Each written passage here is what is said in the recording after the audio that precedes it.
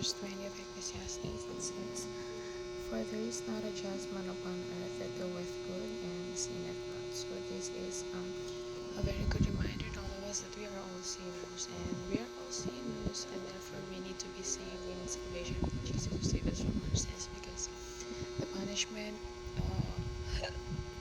the punishment of our sins is eternal punishment, eternal death in hell, and of course we don't want that. I mean, who would want to go to hell?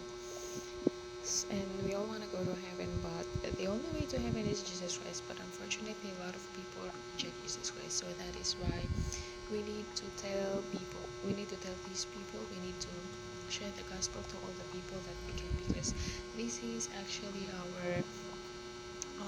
our main, our main work, our main ministry, our main purpose. Why we got saved, to lead others to Christ, so that they can also be saved. So let us be reminded that we are all sinners, and although we are already saved, we still sin because we are on the flesh still. But the difference is, our sins are already paid by the blood of Jesus Christ, and the Holy Spirit will convict us to sin less and less, to forget our sins, to put the sins that we have been doing in the past to,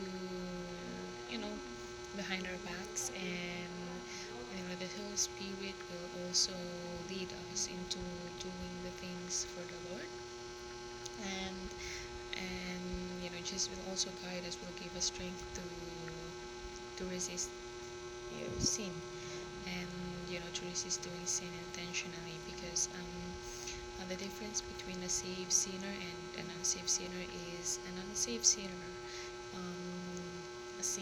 commits sins intentionally, but a saved sinner does not commit sins intentionally, because they have the Holy Spirit guiding them and protecting them and holding them back and leading them, and